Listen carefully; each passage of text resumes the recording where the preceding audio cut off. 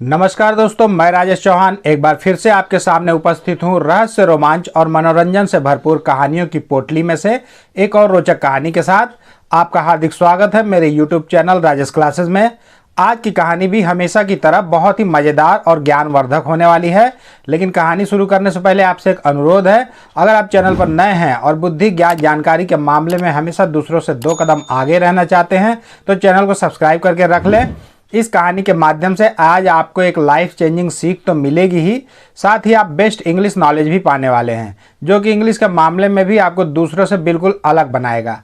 कहानी के दौरान हम ग्रामर, टेंस, वोकेबलरी, प्रोनाउंसिएशन आदि को बहुत ही आसान भाषा में कवर करते जाएंगे। यकीन मानिए आपको सब कुछ बड़ी आसानी से समझ में आता चला जाएगा। तो देर किस बात की, चलिए आज की इस बेहद रोचक कहानी को शुरू करते हैं। तो आज की कहानी का शीर्षक है the miller and his donkey. Miller मतलब तो होता है आटा चक्की वाला, कारखाने का मालिक, उसे भी मिलर बोला जाता है। लेकिन जो ग्रामीण वेशभूषा में है तो इसे हम सोचेंगे कि आटा चक्की का मालिक, तो आटा चक्की वाला या चक्की वाला। और उसका हिज मतलब होता है उसका, डंकी गधा। ये एक आटा चक्की वाले की और उसके गधे की कहानी है। A miller and his son lived in a village. एक चक्की वाला और उसका बेटा, हिज सन, उसका बेटा लिव्ड रहते थे। ये पास्ट इंडेफिनिट टेंस का ये सेंटेंस हो गया ना, क्योंकि लिव का लिव्ड हुआ है। इसका मतलब रहते थे, जाते थे, आते थे, गया, आया, खाया, ये सब जो है उसकी पहचान होती है पास्ट इंडेफिनिट टेंस की। तो रहते थे इन अ विलेज, एक गांव में। विलेज मतलब होता है गांव। जब भी जी के बाद ई आई वाई में से कोई एक लेटर लगा रहेगा ना, तो उसको जी को वहां पे ज ही उच्चारित करते हैं, अन्यथा ग उच्चारित करते हैं। और कहीं कहीं पे जी के बाद ई लगा भी रहता है फिर भी ग उच्चारित करते हैं, लेकिन कहीं कहीं पे अपवाद स्वरूप। ठीक, तो एक गांव में एक चक्की वाला, उसका बेटा रहता था। The miller had a donkey. जो चक्की वाला था उसके पास एक गधा था। हैड मतलब के पास था, का था, ऐसा होता है ना, पॉजेसिव वर्ड है, अधिकार संबंधी बातें बताता है ना किसी कर्ता का, मतलब उसके अधिकार में है वो चीज, कब्जे में है। तो उसके पास एक गधा था। All three lived happily. सभी तीनों रहते थे खुशी खुशी। हैप्पीली मतलब होता है खुशी खुशी, खुशी खुशी उन लोग रहते थे सभी तीनों। वंस एक बार, there was a country fair in the neighboring village। एक बार पड़ोसी गांव में, नेबरिंग मतलब होता है पड़ोसी, नेबर इसको उच्चारित कर रहे हैं ना, NEIGHBOUR,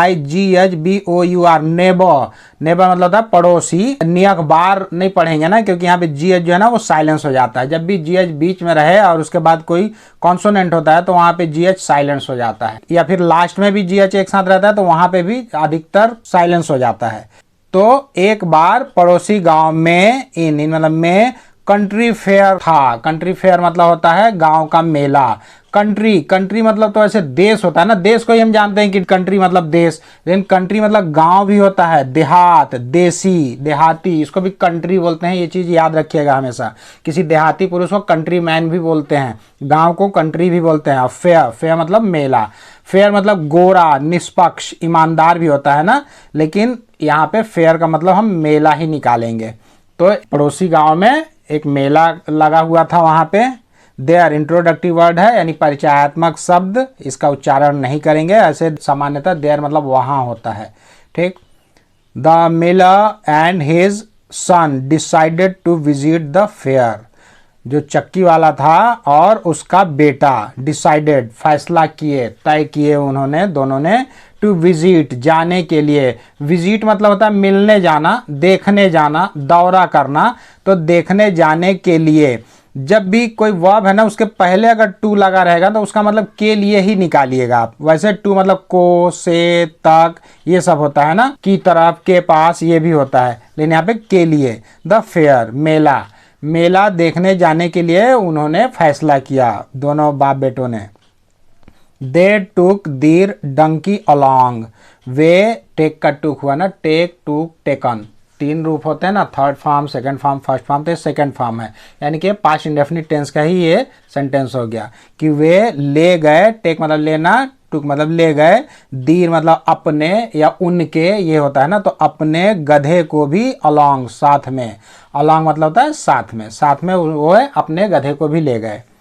ऑन द वे रास्ते में, ऑन मतलब तो पर हम पढ़ते हैं ना, लेकिन ऑन मतलब में भी होता है, से भी होता है, पर भी होता है, तो रास्ते में, वे मतलब रास्ता, मार्ग, टू वीमेन, इसको वीमन पढ़ेंगे ना, वुमेन नहीं पढ़ेंगे, वीमेन, ये वीमेन ये बहुवचन है ना, प्लूरल नंबर, WOMAN, वुमन मतलब एक औरत, और वीमेन, वीमन मतलब दो औरतें या दो से अधिक औरतें, तो दो औरतें पास्ट बाय देम, उनके किनारे से, उनके पास से, बाय मतलब द्वारा, से तक तो होता ही है, बाय मतलब के पास, से होकर, के किनारे ये भी होता है ना, तो गुजरे, पास, पास मतलब गुजरना, पार होना, पार करना, पास मतलब उत्तीर्ण भी होता है ना, पास मतलब मार्ग भी होता है, दर्रा, संकरा मार्ग होता है ना कहीं से, गलियारा नुमा, उसको भी पास बोलते हैं, लेकिन वो सबका यहाँ अनुवाद नहीं होगा, इसका मतलब वहाँ गुजरे, वहाँ से, उस जगह से, उनके पास से, उन दोनों के पास से दो महिलाएं गुजरी। The Miller heard one of them से, जो चक्की वाला था उसने सुना, हियर का हर्ड हुआ है ना सेकंड पार्ट, तो उसने सुना, वन ऑफ देम उनमें से एक कहती है, से कहना, उनमें से एक कहती है, लुक देखो, instead of riding the donkey they are walking beside it, instead of मतलब होता है के बजाय, के बदले, की जगह, तो बोल रही है कि डंकी की सवारी करने के बजाय, राइडिंग, राइडिंग मतलब होता है सवारी, घोड़ा, गाड़ी, बैलगाड़ी, गधे, ये सब की सवारी जब करता है ना, चढ़ते हैं उसको, चलाते हैं उसको राइडिंग बोला जाता है, या बाइक राइडिंग, मतलब किसी चीज़ को भी चढ़कर चलाना उसको राइडिंग बोलते हैं। तो वो दोनों में से एक बोल रही है कि गधे की सवारी करने के बजाय, instead of, they are walking beside it, वे वॉकिंग चल रहे हैं, पैदल चल रहे हैं, बिसाइड बगल में, इट इसके, वे इस गधे के बगल में चल रहे हैं, इनके पास गधा है, चाहते तो बैठ के जा सकते रहे, लेकिन देखो ये मूर्खों को, ये बगल बगल में चल रहे हैं। तो वो जब सुना तो बोले हाँ लगता है ये लोग सही बोल रहे हैं। तो the miller and his son rode the donkey for a while until a man asked them to stop.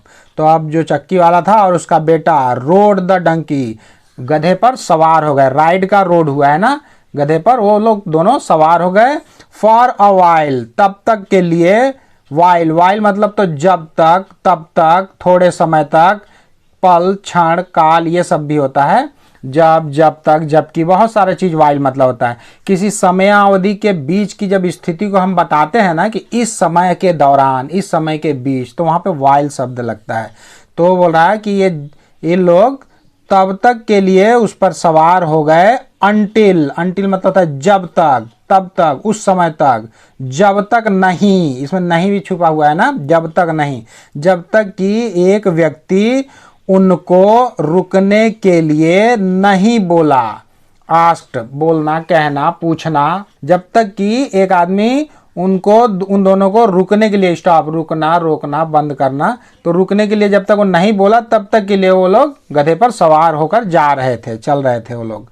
Sir महाशय, महोदय, सर मतलब होता है महोदय, महाशय, सेड द मैन उस व्यक्ति ने कहा, योर डंकी लुक्स वीक, आपका गधा दिखता है, प्रतीत होता है, लुक मतलब देखना, दिखना, प्रतीत होना, लगना, लुक मतलब आकृति भी होता है ना, रूप आकृति, लेकिन यहाँ पे रूप आकृति से नहीं मतलब है, यहाँ पे प्रतीत होता है या लगता है, क्योंकि ये लगता है, ता क्यों बोल रहा हूं मैं, क्योंकि यहाँ पे लुक का लुक्स हुआ है और कोई भी हेल्पिंग वर्ब डू डज नहीं लगा है, तो प्रेजेंट इंडेफिनिट टेंस में डू डज हेल्पिंग वर्ब नहीं लगता है, उसका फर्स्ट फॉर्म ही लगता है वर्ब का, और अगर एक वचन करता है तो क्रिया में यस या यस जुड़ जाता है, बस यही अंतर रहता है। बहुवचन रहता, प्लूरल नंबर अगर सब्जेक्ट रहता तो यस या यस नहीं जुड़ता, सिर्फ वर्ब का फर्स्ट फॉर्म लगता है, वहां पे लुक ही होता, यू अगर लिखा होता तो लुक होता, लेकिन डंकी एक वचन है ना तो लुक्स, तो हम जान गए कि ये प्रेजेंट इंडेफिनिट टेंस का सेंटेंस है। वीक, वीक मतलब था कमजोर,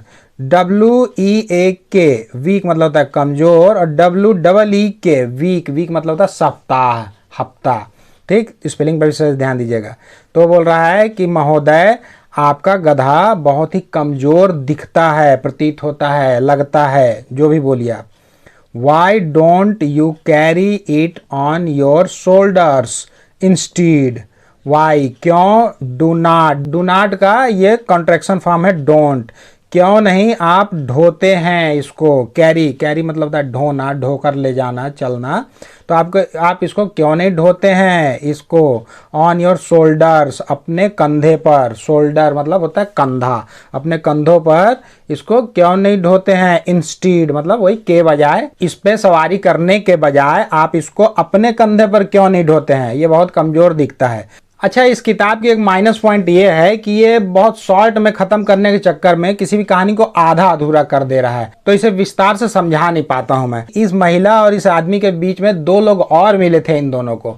जब वो महिला बोली थी ना कि ये लोग पैदल पैदल चल रहे हैं, गधे पर सवार होकर जाना चाहिए, जबकि तो जब ये लोग सवार हो जाते हैं तो फिर और एक महिला मिलती है, बोलती है कि देखो गधा पर दो दो लोग बैठे हुए हैं, जरा भी इनको शर्म लाज नहीं आ रहा। तो जो व्यक्ति था वो उतर जाता है, और उतरने के बाद अपने बच्चे को, अपने बेटे को बैठा के फिर जाने लगता है। फिर एक मिलता है और वो बोलता है कि देख लो, बूढ़े बाप को नीचे से चलाकर पैदल ले जा रहा है, एक कैसा कपूत है, इसको जरा भी लाज शर्म नहीं आ रहा। तो फिर बेटा उतर जाता है और बाप को बैठा देता है अकेले। फिर मिलता है एक, और जब जाते रहता है तो बोलता है कि देख लो ये व्यक्ति कितना निष्ठुर है, खुद तो गधे बैठा है और अपने बच्चे को पैदल पैदल चलवा रहा है। तो फिर उसके बाद ये दोनों उतर जाते हैं। तो इस तरह से जो भी मिलता है इन्हें टोकता ही रहता है। उसके बाद ये लास्ट में ये व्यक्ति मिला और बोलता है कि दोनों जन तुम लोग बैठे हुए हो, ये गधा कमजोर लग रहा है, क्यों नहीं तुम लोग यहाँ उतर कर इसको अपने कंधे पर बैठा लेते हो। तो बाद में फिर इसके आगे की कहानी है, The miller and his son carried the donkey on their shoulders for a while। और उसके बाद जो चक्की वाला था और उसका बेटा उस गधे को अपने कंधे पर कुछ समय के लिए, फॉर अ वाइल, कुछ समय के लिए ढोए उसको अपने कंधे पर। कैरीड, कैरी में ढोना, ढोए। शीघ्र ही, सून, सून मतलब होता है शीघ्र ही। दे केम टू अ रिवर, वे, दे मतलब वे, केम आए, टू अ रिवर एक नदी के पास। टू, अब यहाँ टू मतलब के पास पढ़ेंगे ना, एक नदी के पास वो लोग आए। कम का सेकेंड रूप है केम, कम, केम, कम। तो वो लोग आए दोनों। वाइल क्रॉसिंग द रिवर, नदी को पार करने के समय, करने के दौरान नहीं बताया, किसी भी जब समय अवधि के बीच की स्थिति को बताते हैं ना कि इस दौरान, इस समय, ये काम करने के समय, करने के दौरान, तो वहां पे वाई लगता है। तो नदी पार करने के दौरान, पार करते समय। क्रॉस, क्रॉस मतलब पार करना होता है, एक छोर से दूसरे ओर निकलना। तो नदी को पार करते समय, पार करने के दौरान, the Miller slipped and fail, जो चक्की वाला था वो फिसला। स्लिप मतलब फिसलना, सरकना, खिसकना। तो फिसला और गिर पड़ा। फॉल का फेल हुआ ना, फॉल मतलब गिरना, फेल मतलब गिर पड़ा। फिसला और गिर पड़ा। along with the donkey and his son, साथ में अपने, along with मतलब साथ में, the donkey गधे के और अपने बेटे के साथ, उन दोनों के साथ भी वो फिसला। आगे आगे जब वो जा रहा था तो जब फिसला तो उसके हाथ से वो डंडा छूट गया जिसमें वो टंगा हुआ था, और दोनों फिर गिर गए, उसका गधा भी और उसका बेटा भी। उसके बाद वो बड़ा अफसोस कर रहा था और लोगों से चिढ़ भी रहा था कि यार हर किसी का बात माना, उसके बाद भी मैं खुश नहीं हूँ। तो अब सीख मिल गई होगी कि हर किसी की बात को नहीं सुनना चाहिए। तो it is not possible to please everyone all the time.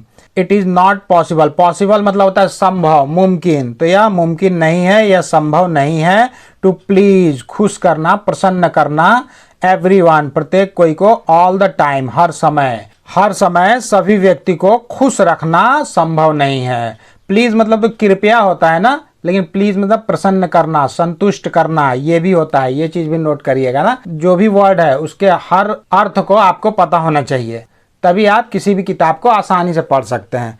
ठीक, तो इस कहानी से हमें यह शिक्षा मिलती है कि हर किसी को खुश करना या उनकी बातों के अनुसार चलना संभव नहीं है। अगर आप दूसरों की हर राय पर ध्यान देंगे तो आप खुद भ्रमित हो जाएंगे और सही निर्णय नहीं ले पाएंगे। हमें अपनी समझ और विवेक के अनुसार ही काम करना चाहिए, न कि केवल दूसरों की आलोचनाओं या सलाहों के मुताबिक। ठीक है, दूसरों की राय पर अंधाधुंध भरोसा करने के बजाय अपने निर्णय खुद लेना सीखिए। हर कोई अपनी नज़र से देखता है और परखता है और हर किसी की राय अलग होती है।